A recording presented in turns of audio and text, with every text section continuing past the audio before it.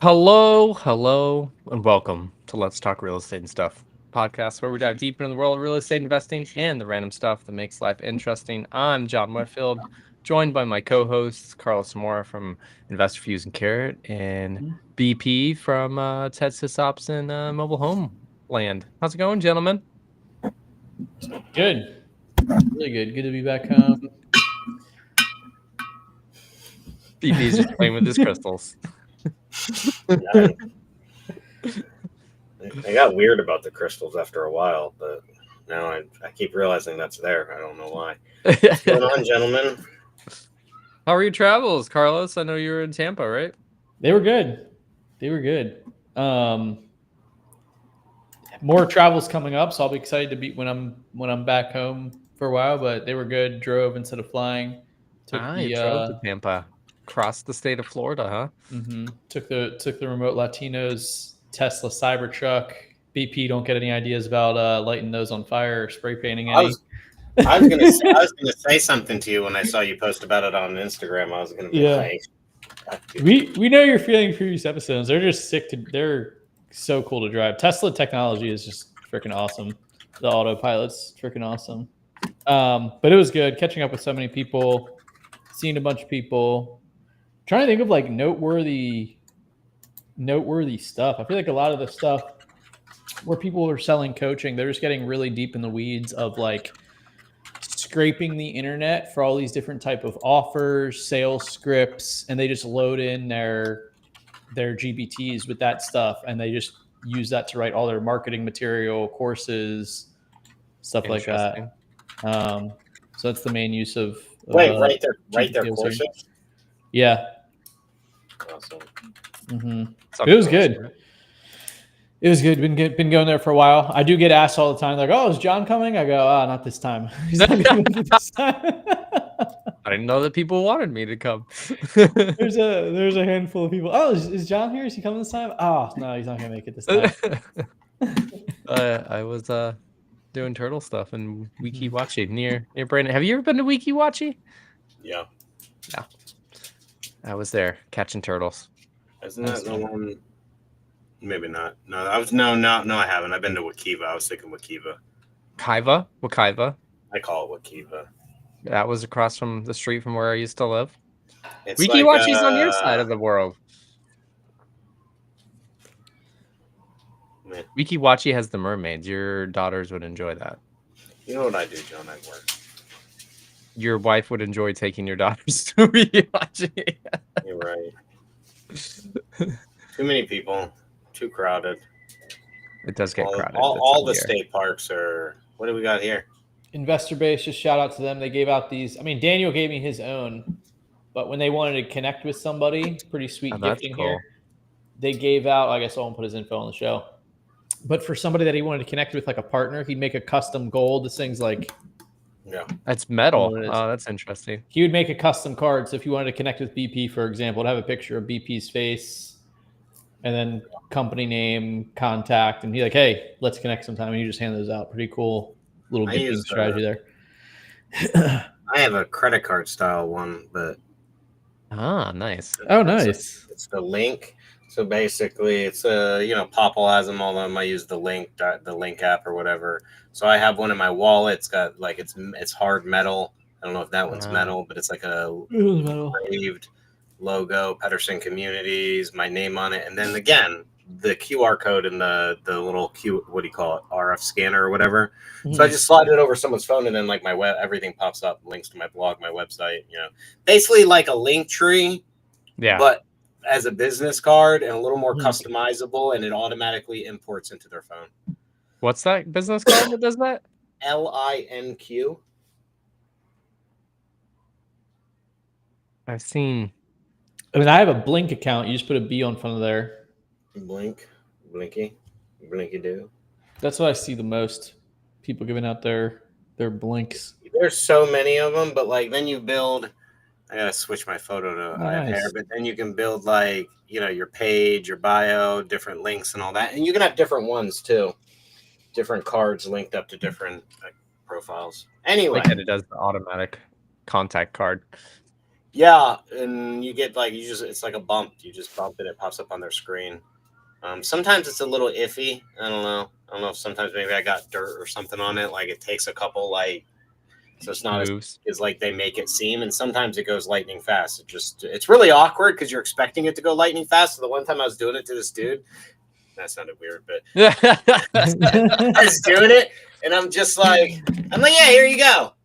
And we stared at each other, and nothing happened. And I'm like, really, it was maybe 15 seconds, right? But in today's world, that 15 seconds was like, oh yeah, felt like forever. yeah. He's like, is this really gonna work? Like, I'm like, yeah, let's just tap it, bro. Tap our things together. Let's do it. Anyway, it worked. It just was a really awkward, like 15 seconds. yeah. But no, I like it. I think it's cool. Do I hand them out all the time? No, but business cards are so. But I like that.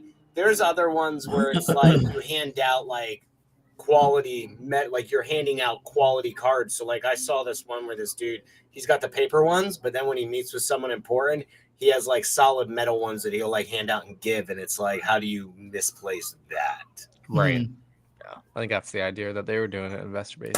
Yeah, and look at it, worked, right? Carlos points it out, talks about it. Top of mind. I mean, perfect marketing, perfect play. And next time you go, everybody will have those. Because they listen to this podcast and they're like, you know what I used to do though, back when I was a realtor? Magnets. Magnets work like a dream because I would just slap them on people's homes every time I was in a home, throw it on their fridge. No one ever throws out a magnet. We all need magnets. That is weird. And I got some calls off that. I mean, I didn't get a whole shit ton of leads, but as a realtor, it's different than wholesaling. Like the sports team schedule is actually really helpful. I feel like growing up, I would always have like I remember the Orlando Magic one. The calendar, refrigerator. Pull off calendars and stuff. Yeah, just because you're like, oh, what games are coming out? Like you might just be, going into the fridge to make a sandwich, and you're like, who do the Ravens played this week? Something like that. But I had ChatGPT. Like we went through. Talking to ChatGPT, like I went through like the different brands and like we were doing pros and cons of like which is kind of how I use it now too, is like I'm using it for review purposes. Like I'm saving myself the time because I hate going to G2 and all these different reviews because it's all like paid for some skewed perception of something. And I'm just like, and I went with that one, but there's a handful of them. So have you guys been messing around with the new update on GPT, the animation that you can throw a picture in there and do like Simpsons or anime or Disney character? I was playing around with. Oh, you haven't done it yet? I got locked out. Blowing up around the internet. Yeah. I am currently locked out on the computer. Oh, that's why. I'll log in real quick. I haven't seen this, so let me go log in. No, but I did help it put together my email this morning for my blog. Dude, you've been ripping those blogs. Yeah. This was my first attempt to see if I can monetize my email list of anybody on this deal that we're closing on to see if, like we've already raised funds for it. So it's not like I'm desperate in need of funds, but it's like, I was like, well, I got a deal. Let me see if anybody let me test out my email list that I've been building for the last year and see if anyone even gauges any interest in it or wants to set up a call. So I'm very intrigued to how that's going to go. Cause usually I just send out educational content. Where's this? What is it? Oh, the 4.0 image generation? Or is it something else? 4.0 no, that's it. Throw in a picture of like you and the fam or people with pictures, and you could say like, make this a cartoon as Disney style characters or anime or anything. So they finally made a better image generator. I was wondering how long it was going to take. Well, it rivals, really good. Whatchamacallit? Grok? No, there's this one website that does it. Dolly? No, they have Dolly. They are Dolly. What's the one that does it? I can't remember it. It's better than Dolly. I would hope so. Midjourney. Midjourney is the one that's supposed to be the best AI image generator. Any news on what people are expecting for the real estate market, Carlos? Anything to talk about that? Or even just the market as vendors, like we've been talking about?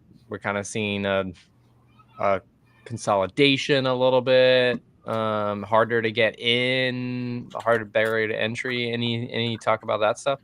I feel like a lot of people, and this was even 6 months ago, we're more so focused on newer wholesaler coaching. And I think that's kind of like a leading indicator for continued conversation of what was going on now. It's just like there's less real estate going on. Softwares are kind of stagnant or, going down. Services, coaching. I think what's interesting, I think we were talking about this, is like the high ticket sales is kind of drastically dropping. Is Okay, definitely a so it's thing. more like lower cost Lower coaching and cost, stuff. monthly recurring instead of like high ticket coaching. But I feel like it's all correlated, right? And I mean, that's a lot of the times why we talk about like different markets and politics and stuff like that. I feel like it's all pretty correlated. A bunch of people there are like really pro crypto, into getting like crypto like now with when it's lower. But that is kind of like the main thing. Just a lot of people have had a last year that's been pretty rough as far as like real estate business, but that business kind of affects everybody. The coaches that can sell their courses, people that can sell them services, softwares that are selling them a recurring model. It's all kind of affected by that.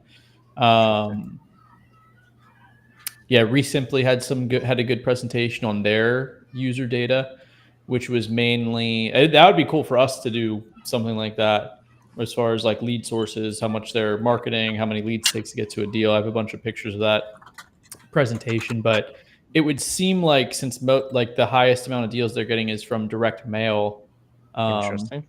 it seems that they're more focused on that. So for us, it would be good to position more of like an online presence. I just had Just offline position. presence. Oh, you mean like I just talked to people about doing offline stuff last week. What do you Really? mean? I think there's an interesting data tool that we could do that nobody else has to point I like people to that. the right place to do offline marketing. How?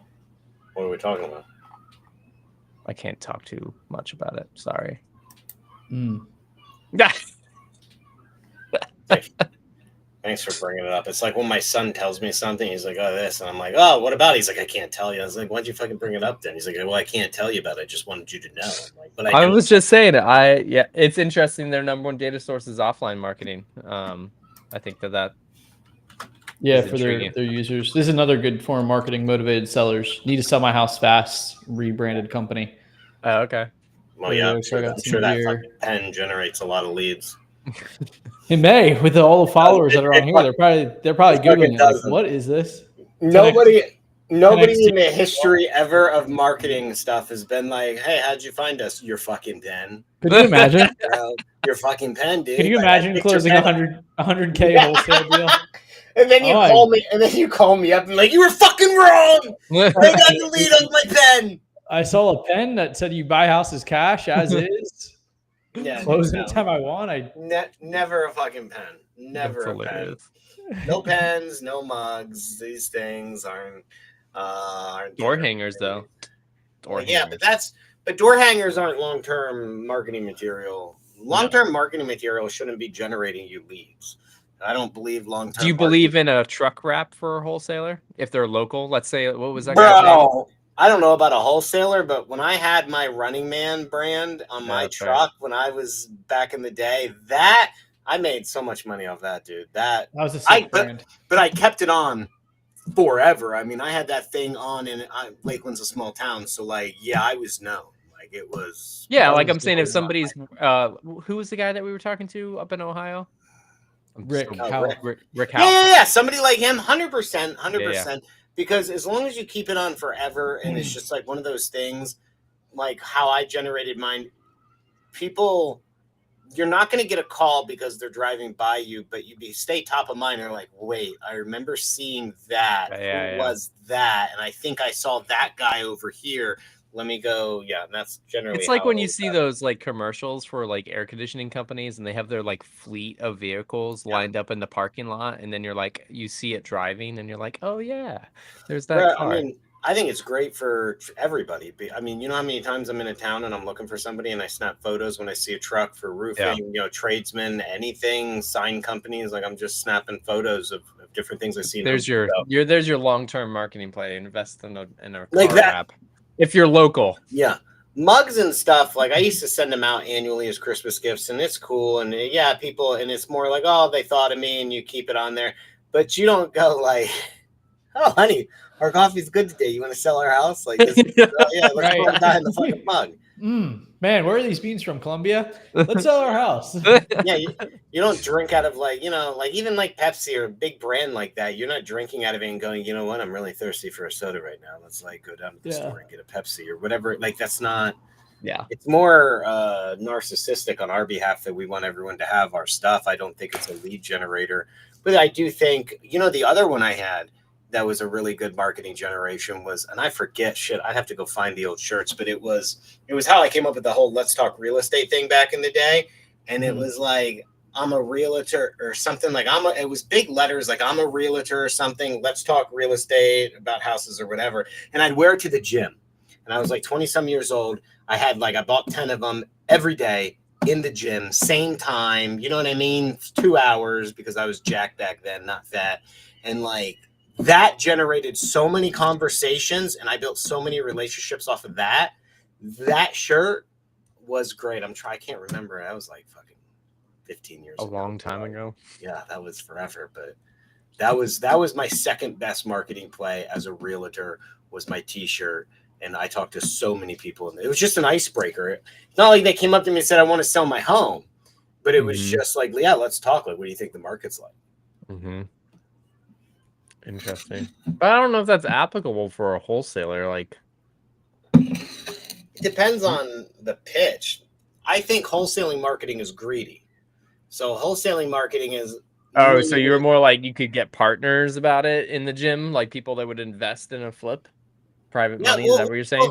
Well, it's just like any marketing. I didn't say on my shirt did not say, I'm a realtor, let me sell you a house. My shirt said, let's talk. It was like, hey, I'm a realtor, or whatever. I gotta go find it. I'm a realtor, let's talk real estate. I love to talk about real estate all day long. Ask me anything. And I wasn't trying. There was you felt no obligation to do business with me.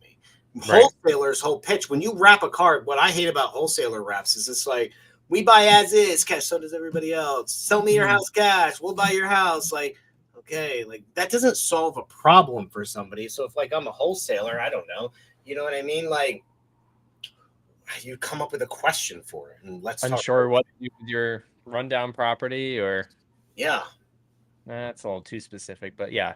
There's take that something kind of like make it general. Yeah, you ever think about selling an ugly house or fixing up an ugly house? You have an ugly house you want to fix up? Talk to me. I'm a professional. I'd love to talk about it. Whatever it is, because it's about starting a conversation, not about getting a sale. Yeah. So like you pose that question to get somebody to talk to you. Your CTA should be to talk to you, not to go to your website. Maybe you have a social media link so they go check you out to make sure you're not a creepo. But like otherwise, especially in today's day and age, but like otherwise, it's just talk to me. If you like me, then we tap each other's phone. Here's my fucking digits, yo. Sell me a fucking house. Did you used to have to carry business cards in the gym? Oh, 100%. That's mine. Oh, dude, I still have them somewhere. A pocket with an iPod and the other pocket with business cards. 100%, dude.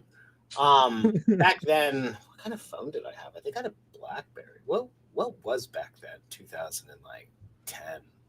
The first iPhone came out in 2007. I didn't switch to iPhone for a while. I was a BlackBerry guy. And you were in the BlackBerry craze.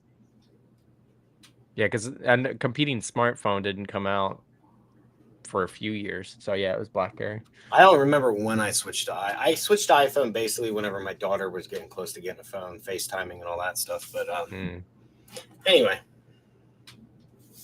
Yeah, those are good marketing materials. Yeah, I think you just have to go into it. Like, it's not like you're doing pay-per-click specific ads. Like, if you start wearing real estate stuff, like you're just going to have conversations with any type of people. Even me just wearing random SaaS products or companies or service providers, people start conversations all the time.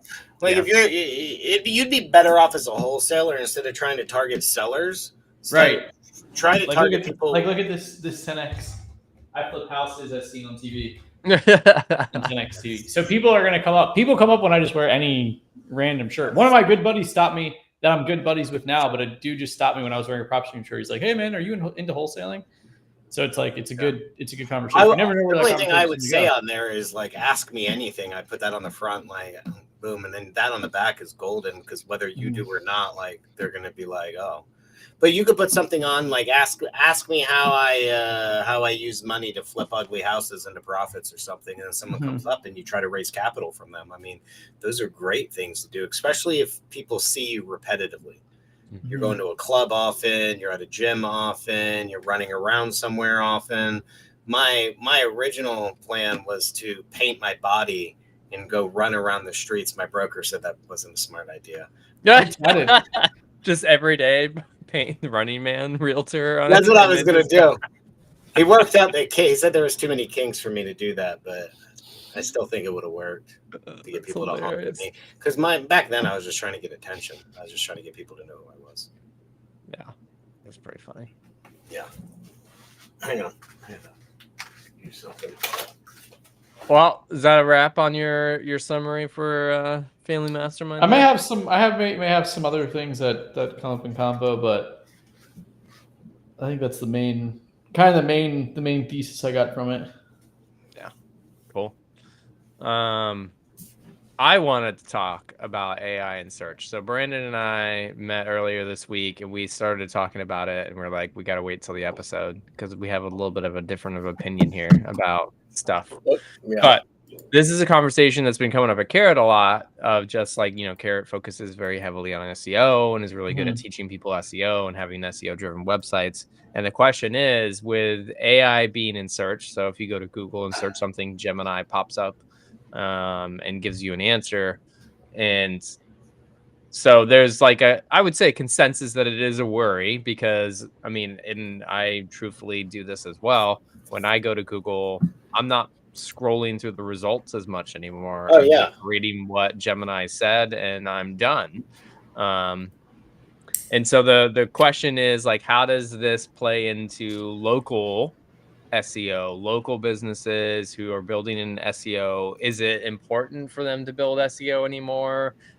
Is it a case of just like somehow figuring out how Gemini populates those results, and then all of that? So what do you guys think? Do you think that the target audience for the majority of our wholesalers getting leads online, do you think that they're scrolling through the results like they used to? Or are they just reading what Gemini has, doing both? What do you guys think? Because we're tech people. We like AI. So I read it, but does everybody in the world? What do you guys think? That's a good question. That is a good question. It's purely assumptive of what I think like a motivated seller would be doing. I've noticed a little bit just even being on like looking at like consulting with people, specifically a guy I'm friends with. Shout out Travis from Charm City Builders. Legit. He's looking to potentially get what's that? I thought you were gonna say T-Pain. You were like T. Shout out T-Pain. He's a specialist looking to get into get some distressed rental properties or real estate.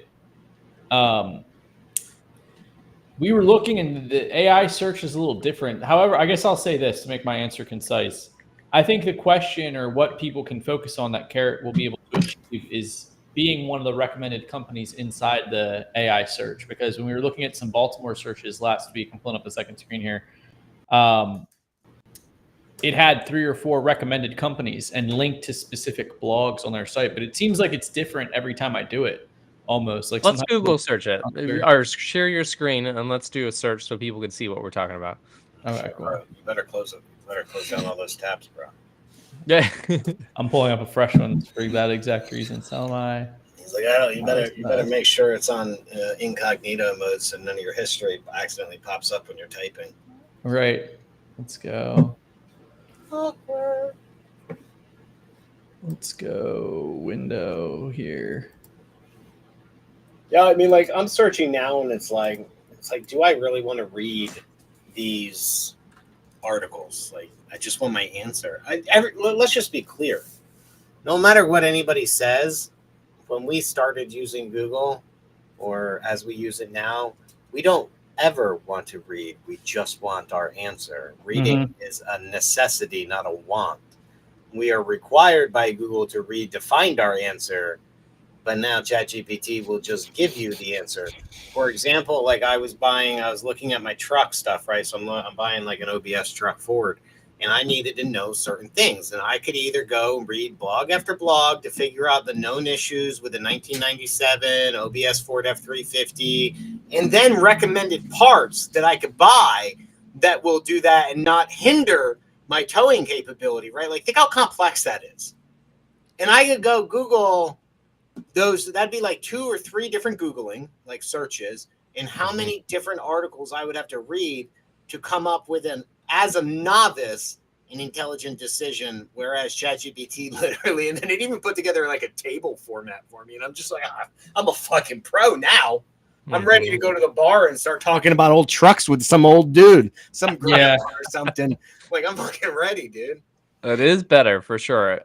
But that's I would call that like very specific research, right? Yeah, that's research. What Carlos is pulling up is like, I have a problem and I need to sell my house. So, I mean, it's interesting, first off, right? In Google search results, what's popping up first is sponsored, which is pay-per-click. People are advertising. So pay-per-click is not being put below the AI overview, right? And then you get the AI overview. And it is funny. So, like, I've done some searching too, and you're seeing the same things that I am, that it's showing these multi-state companies, like the franchisees. So Express Home Buyers is one, I believe, right? Brad Chandler, Home Investors is. So we got some Investor Fuse customers on here. Investor Fuse customers on there. Look at that. But yeah, it's interesting. So it pulls like these like large ones in, and then it also says, okay, all right, you're searching in Baltimore, Maryland. Let me find some local people as well. But it does seem like, but what it says in the AI overview doesn't always relate to what shows up in the top search results beneath that. And so you could do this like the best CRM for real estate investors. We show up, Investor View shows up in the AI overview, but we don't show up on page 1 search results. So the question is like, how do you gamify, like not gamify, but like, how is the AI figuring this out? How does it choose what to show inside its overview? And then like, how do you get in it? So scroll down.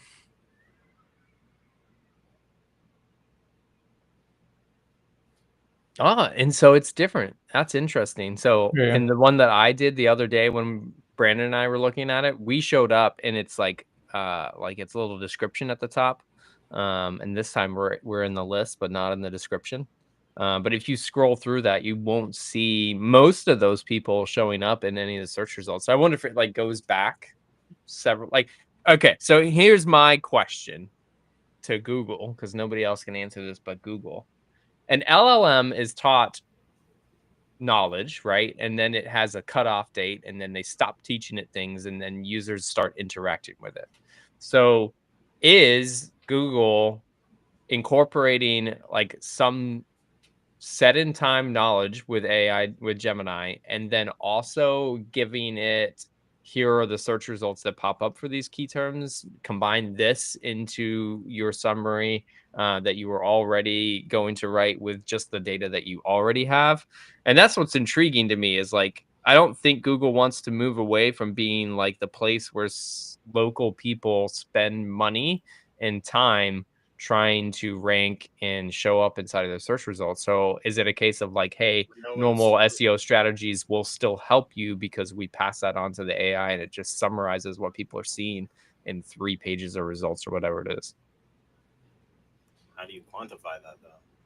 Don't know. I mean, we're currently trying to figure that out, but that's the thing, is like, whoever is going to be able to figure that out is gonna, and can prove it, is going to dominate. I mean, what they're doing with Gemini now is how Google search is going to be. I mean, obviously, like, the only way I see it is they're going to be putting links in as they answer questions. Use links. You click the link, it's a lead. But I mean, the phrasing of the questions is going to be a lot different. You know what I mean? Like, people generally go to the internet to ask a question or to find a thing or person, right? Like to find something. to either research or to find. And it's like when you do that, if I'm researching something, Gemini obviously kills regular Google search. Now, if I need to find someone or a product or something or some place, right? Still, the Gemini search far outweighs, because no matter what, you still don't know what link to click on, right? Like if I say I'm looking for, best place to vacation. Yeah, but it's not giving you an answer. It's maybe refining your research. But if you're looking for like what's the best plumber, you'd still then have to go like click onto their website, see what their website says, and then be like, that's not what I'm looking for. Let me go to the next one and then search there. Yeah. Like I still feel okay, like if I say what's the name of the beach in Hawaii in the TV show? right, it answers that. It will straight up answer, but Google won't answer it. Google What? doesn't give, like, the original search engine. Google doesn't just give you an answer. Right. It pops up a bunch of things, and I got to go figure it out myself. And I don't fucking know. I didn't even know what beach it was to begin with. There's a bunch of beaches. How do I know what one I'm talking about? But Gemini will answer for me, or ChatGPT will. It's superior in every way. I'm not arguing that. What I'm saying is the behavior for somebody looking for something local, I still feel like is going to be very similar, because we just saw that, right? Gemini gave you like 10 people. It didn't tell you which one's the best. And even in its summary, it took that 10 and moved it down to like 4. That's not true. That's not true. I did it in Steamboat, and it did tell, ChatGPT. ChatGPT told me who to go with. One person. That was it? Yeah, well, it gave me a list, and I say which one aligns with what I'm. You have to. It's a multi-questioning thing. No, you can't do that with Gemini. Oh, you can. I don't think so. I don't know. I guess where I was going with is it's far superior than regular Google search. But the thing is now that I get my answer, I don't click anywhere. And before, one person got my click, maybe 2, maybe 3. But how do you do SEO when you don't know if it's your website that's contributing to that answer, or your, like, when you go to ChatGPT, right? Like, it'll show you when it's researching, it'll be like those little circles there, and it'll be like 15 articles, 3 right, or whatever. So it's tallying all those up. Now, previously, when I do a search, am I really clicking 15 or 20 different web pages? No. So to get my answer, how do you quantify that is what I'm saying. It's either a ripoff for Google, or it's a ripoff for the person trying to do SEO. Because either I'm paying Google like a pay-per-click or a pay-per-learn or whatever they're going to do to get information from my site to be referenced in their answer, but you also just went and read 15 other web pages to give this searcher the answer and the links to all these things. How does Google then say, here's what we're charging you for that? Because before, it's based on that they're going to charge. I mean, maybe. Like, well, then how does Google make money? I mean, there's still the sponsored links are on top. Like SEO, they don't make money with SEO, period. They make money with PPC. So sponsored results are still at the top of the page, above the AI answer. So what we're talking about is how do you get in the AI answer? Because previously you would get into the SEO search results by formatting your website the right way, and that makes you rank so that people would click on you as they're scrolling through all the search results. Will that limit the effectiveness of Google Ads for consumers? Like, will they want to pay less money if the AI is at the top, or right? That's why I don't think it's at the top, because they need the money. Like, that's the biggest revenue driver from Google is ad revenue, and so they want that still there.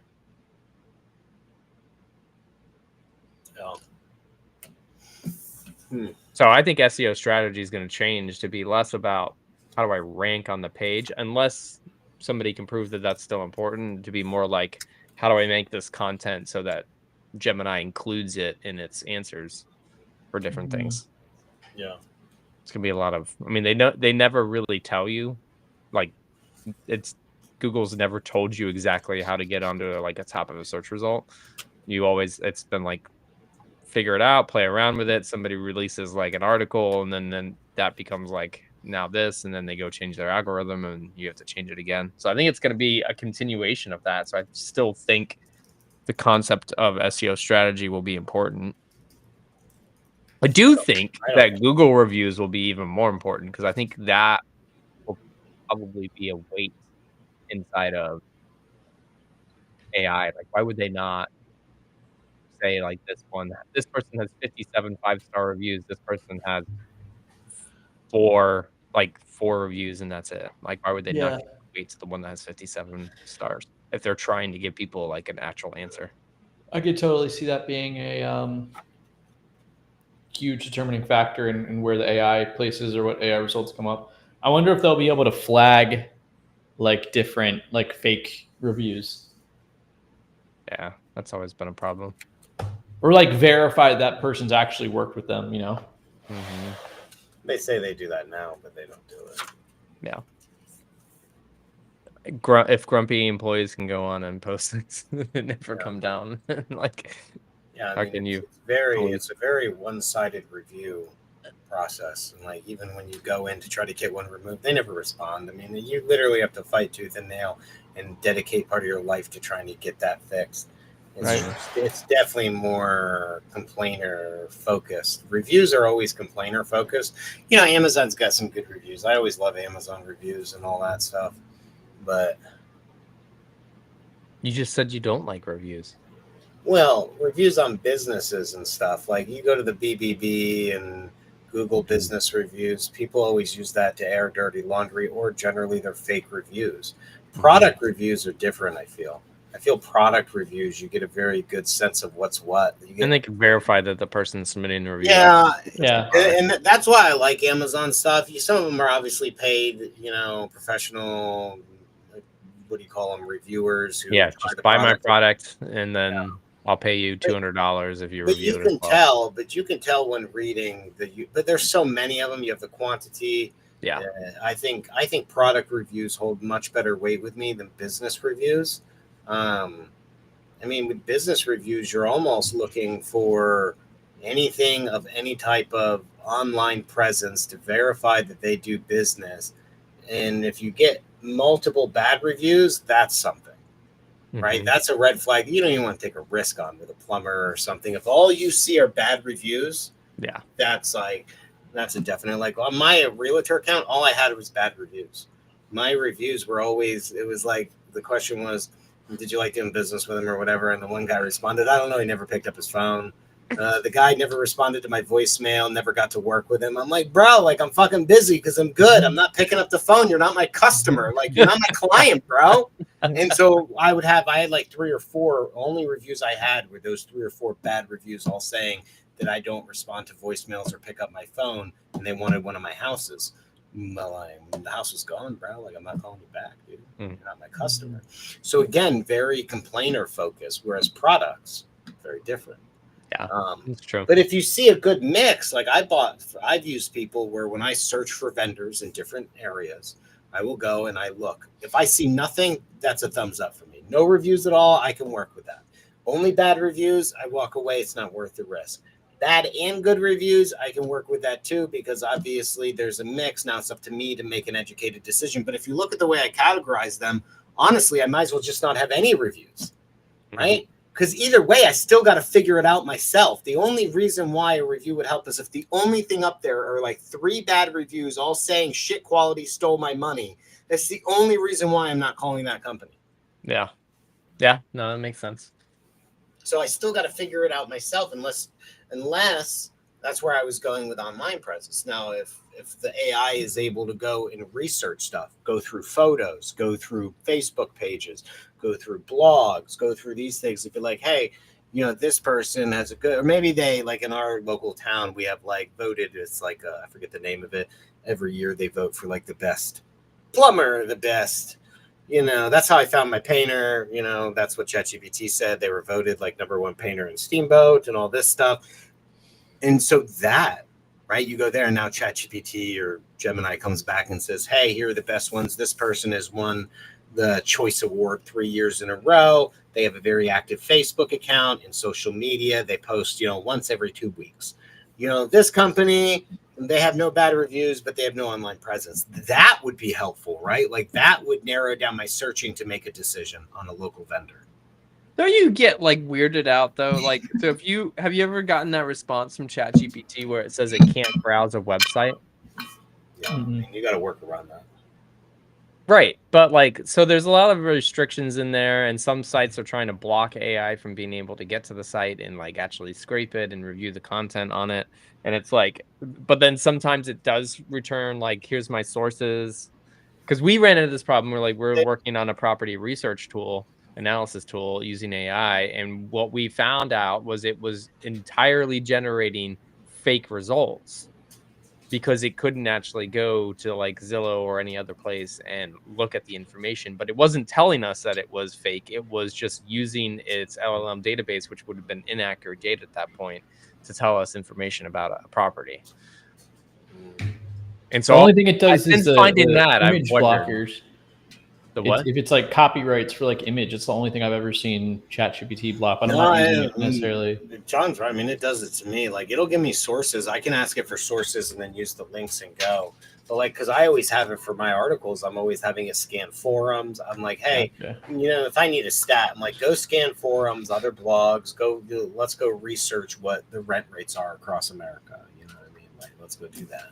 And it'll be like, here you go from rent.com or from realtor.com. And it'll give me a link next to an answer.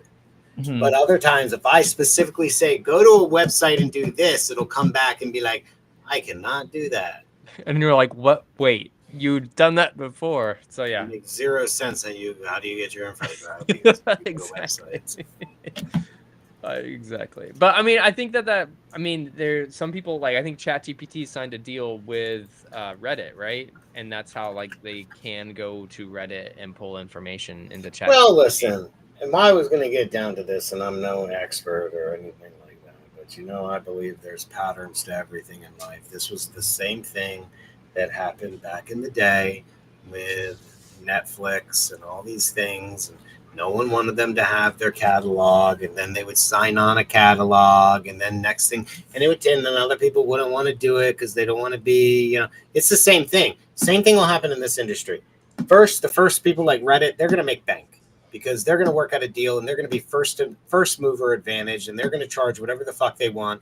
The AI companies will happily pay it because they have no other way to do it while everyone else is fighting against them. Eventually, other people will realize this is how we monetize our data. Let's go and do it. Okay. Then after that, just like today, pretty soon, you're going to have everyone's going to want to have their own fucking AI for their own goddamn data. And then in order to do it, you're going to have 7 different fucking AI accounts until one day you hate AI and you just want to write on a stone and fucking tablet. Just like right now, we're getting rid of all of our internet provider or TV providers and going back to DVDs. FYI, I went to Goodwill and Salvation Army scooping up DVDs for $1.99 and like $3.99. I know, dude. Have you found a Redbox yet? Have you tried that yet? No, I have not found a Redbox. I don't want to rent them. I just want to. No, you can go to a Redbox and they sell DVDs for like $1.99. Oh no shit, dude! I told you this. Come on, we were talking about this. That's how I used to. I mean, we don't drive the van around anymore. But we has a DVD player in it. We just on a trip out, we go to a Redbox and we buy a DVD for the kids.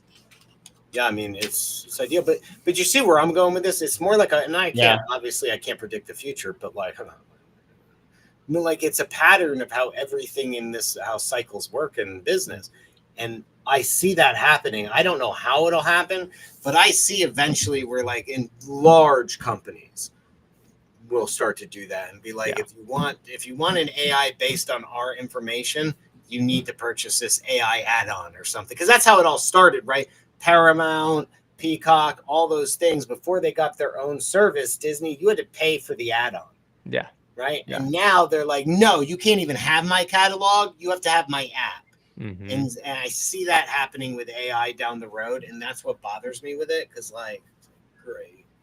Everybody's kind of make their money though, dude. It's the way of the world. So you got to enjoy it while you can. Enjoy it while you can. And then, but always be ready to go back in time, which is why I'm going back to a 1990s car. If it doesn't have an ashtray, bro, I don't want it. You're buying a 1990s Ford F-350?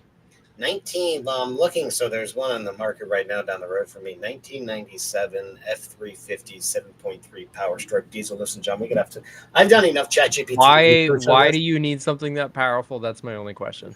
It's not. Well, yes, Power Strokes could be highly powerful because they could be heavily tuned, but it tows about 12 to 14,000 pounds, which is not much. I mean, my Ram 2500 towed close to like 20K.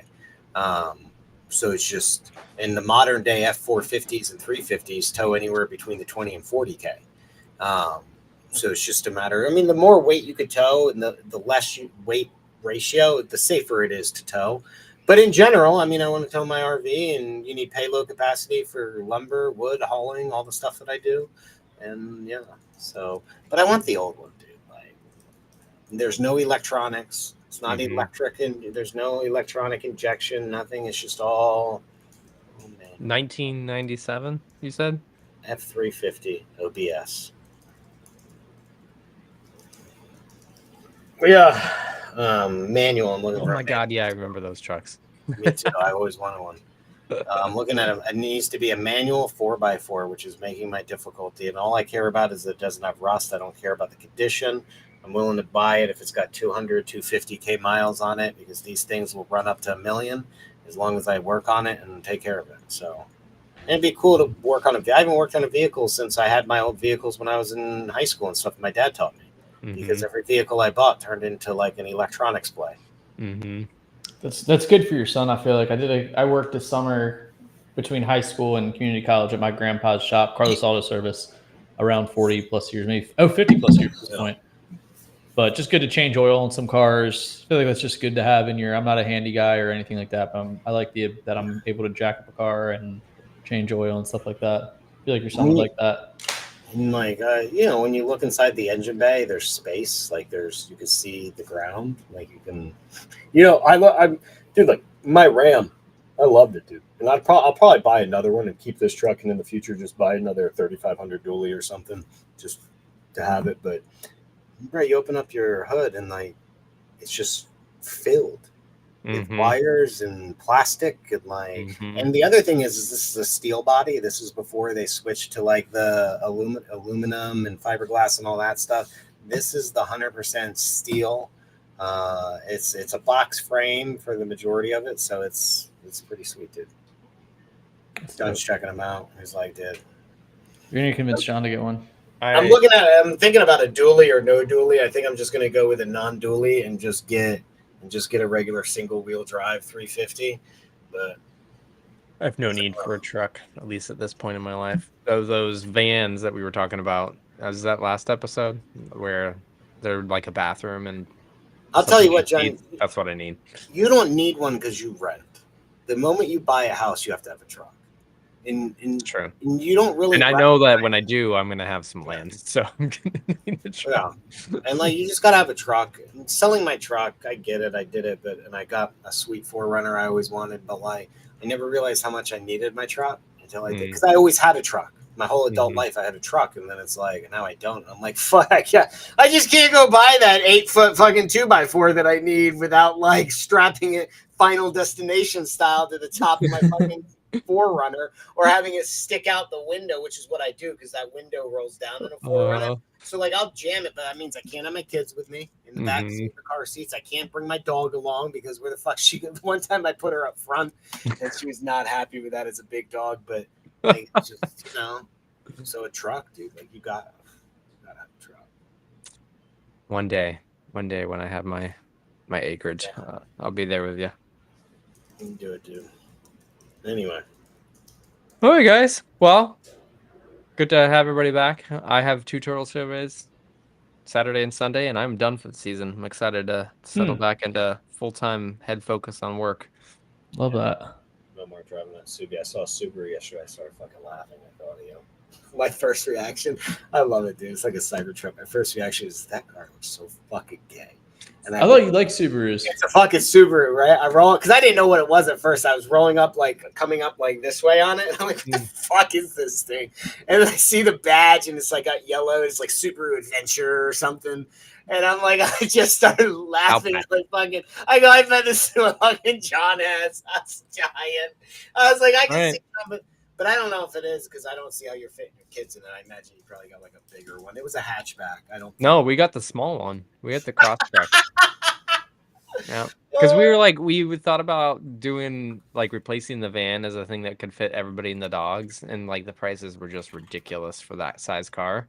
So we're just like, all right, let's just get a second car, and the kids can all fit into it. All five of us can fit into it just How much fine. was this?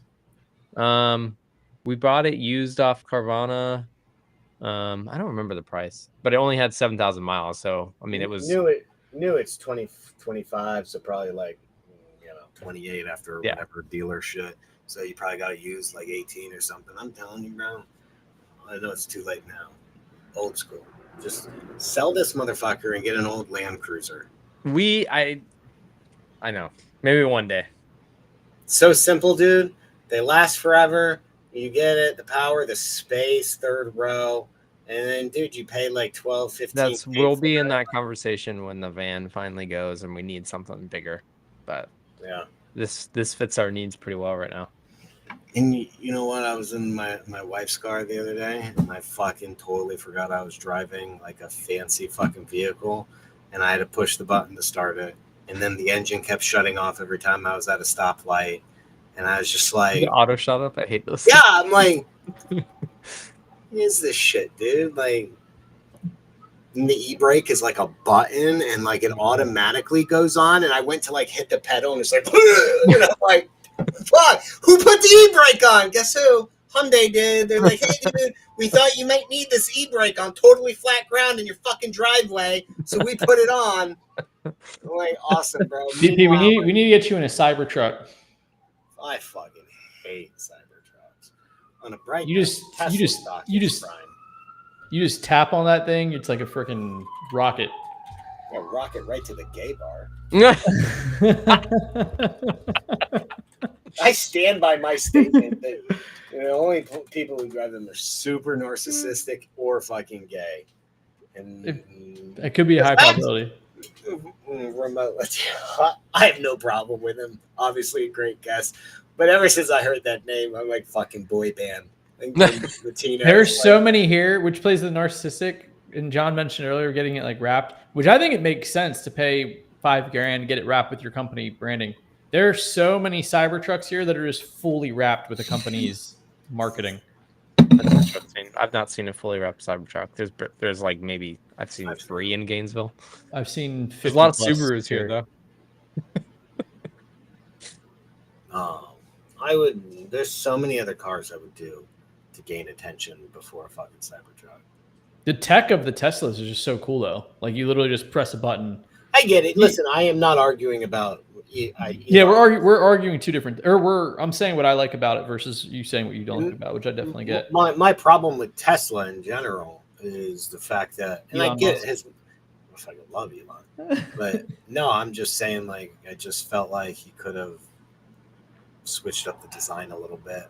Like going futuristic. Yeah, but like it's never changed. Fully driven autopilot though is. Oh yeah. Like literally again, a button, like even it's changing lanes in the different modes, like hurry mode, where it literally will move over lanes. Like it was crazy. Like it took me a while to be like, oh man, I want to like get my hands on the steering wheel, and it just navigates absolutely perfectly. Yeah, moves in between lanes, accelerates. No issue with Tesla as a product, Tesla as a technology. I think I've been a fan ever since it was $20 a stock. I remember telling my dad about it to buy it when I was in college at $20 a stock. He thought I was fucking crazy. Like, what the fuck is Tesla? Look who was right. I know. But it's down now. In college now. It dropped. It's about 50% on sale right now because everyone's hating on my man Elon. They're punishing the company for the sins of the man. So if that's ever a time to do anything, not financial advice, but buy it. One person you don't bet against, it's Elon Musk. Big time. Plays the long game for sure. Yeah. Hey guys, I'm gonna go pack the car a little bit. Pack up that Subi. The van actually had most of the stuff. A lot of turtle gear. Stinky turtle. We'll get John a wrapped Cybertruck that has like Turtle Survivor Alliance. That would not be good for the general audience of the Turtle Survival Alliance. You're right. You'd be a lot fucking cooler if you would have. I'm not a fan of Tacomas. I think Tacoma's the gay dude's truck. Won't lie, my neighbor has one, and Which trucks do you like? I feel like you hate on all of them. Dodge Ram, and what else do you like? No. Okay, one. If you want to start talking truck brands, everyone's got there's. I'm a Ford and a Dodge guy. Just don't buy a Duramax or a Tampax. Like, you're not buying one of those. Chevys are horrible, but they're Chevy guys. What do you think of Silverado. the Ford Rangers, the new ones? They're supposedly releasing a Super Duty version of the Ranger. Now, the old 1970s like Ranger, that's a different story. The modern Ranger, super fucking gay. Maverick, super gay. Tacoma, Forgot that a, they had a level up of gayness where you're trying to be cool, but like you want to be a truck dude. What but you're makes not a truck dude. cool? So, like, one, you have to get a full size truck if you're going to be a truck guy. Like, minimum What's a full size truck? Tundra F-150. So it's based on size. You know what I mean? So you have like your quarter ton, half ton, 1 ton trucks. So like you have F-150s, right? Dodge. Is it just weight? So it's not like how much you can put in it or how many people you can they- carry. It's just the weight of the truck that you're concerned with. So yes and no. When it comes to a truck, weight has to do with its ability too, because the heavier it is, the bigger the chassis, the frame, everything about it is different. So like Mavericks, Rangers, Dakota, those are all like these, you're like the Honda, whatever Ridgeline thing. Mhm. Those are all like, I don't do anything, but like I want to have a truck bed. Okay. How many people have a 1-ton truck and actually ever use the truck bed? Again, that's not the point. We're talking about the mentality of the man. Tacoma is, I want to be. Isn't that a problem though? Well, no, because one, I mean, yeah, obviously. I want to buy a truck to look cool, but I will never put lumber in the back of it. It's not about looking cool. We're talking about the truck itself. Mavericks, Rangers, Tacomas, those are driven by a certain type of dude. Okay, they are. Then you have your regular, your F-150s, your 1500s, your Silverados. Okay, that means like you're trying to do something. Maybe you're hauling stuff for your house, you're doing something, you're going camping, whatever, but you respected yourself enough to get a real truck. F-250, you're now in construction. You're doing something. The 2500, the 250, you need to do something with your truck. 3500, you better be hauling a boat, a trailer, or an RV if you have a 350 or 3500. If you got a 450, you better be like fucking hot shotting fucking across the country doing deliveries or something to want a 450, or be hauling some type of excavator for some development or construction company that you own or run. The amount of big jacked up trucks that I see and I look at the people and I know that they don't work in construction shocks me. That's all I have to say about your judgment. Is a pickup truck pointless if you're not using the truck bed? No. Why? I mean, you will always use the truck bed. I will say that. If you're not using it for work purposes outside of like even for us, like when Esteban Cybertruck. Well, you gotta understand. I brought golf clubs, luggage, backpack, and 100%. It was with him. I was like, man, is there gonna be enough space in the back? He rolled that thing up. I put my golf clubs, luggage, and backpack. There was still infinite room in there. I was like, okay, this truck is ideal. Yeah, truck is ideal. Yeah. But at the same point, it's like a truck has a lot to do. So could you buy Land Cruiser or a Excursion or Expedition and load stuff in? Yeah, but the difference is in the gearing ratios. Trucks are geared differently to be able to carry heavy loads. Their springs, everything is different to be able. So again, I may not be in construction, but the second I need to go pick up something, I need to pick up some pavers or some brick. You'd be surprised how much a pallet of that weighs and how do you get that, right? And so again, you should be using it. Right? You should want to use it. But let's just say this, John and his Subaru face. If John, regardless of if I am a poser, let's say I am a poser, I could be I suck dick poser down here with a Maverick or Ranger, or I at least get laid up here poser, and I'm driving an F-150, 250. All of you guys are posers, not using a truck for what you're doing. But at least you got a real truck. So on a whim, if I need to move some fucking furniture and I call you up and say, John, come move some furniture, I need to borrow your truck. and you roll in with a Maverick, I'm literally gonna be like, it's like if a dude shows up with Ryobi tools, I will just be like, dude, I'll fix the repair myself. Don't worry about it. Like, the problem solved itself. Like, you don't ever let a guy with Ryobi tools ever work on your property. It's a fucking. What's your tool choice? You gotta go Milwaukee. I do Milwaukee and This is a blog post, BP. If you had a personal brand rolling, this would be a thing. Like types of tools that are acceptable as a man, pickup trucks. This is a whole. There's groups of tools, like crowds. Obviously, guys are fans of certain things. And anyway, all I'm saying is, if you're fucking driving a Maverick or a Ranger, it's like, how about this? You go on a date, and you have 3 dudes that roll up. One's driving a Maverick, one's driving a Subaru, and one's driving an F-250. What do you think the girl's first impression is going to be? Depends on the girl. Let's say each guy looks. There's the same guy looking the same, rolls up. I guarantee if they should do a study. It depends on the girl. I don't think so. I think so. I do like the Ford Raptors. Yeah, Ford Raptor is a. It's an F-150, right? Yeah, like but a bigger F-150. I'm not it's sure a Baja. Exactly. It's like a Baja, but like I love when I see dudes, wholesalers who get the Raptor and then they want to like throw tile in the back and lumber, and they're like, "Yeah, I'm going to construction." So I'm like, "Bro, you bought the wrong fucking truck, dude. You bought a Lamborghini, dude. Like that F-150, that Raptor is meant for a specific thing. It is not meant to be hauling fucking boats and shit." How much is a Raptor? I haven't even. Like $100,000 probably. Yeah.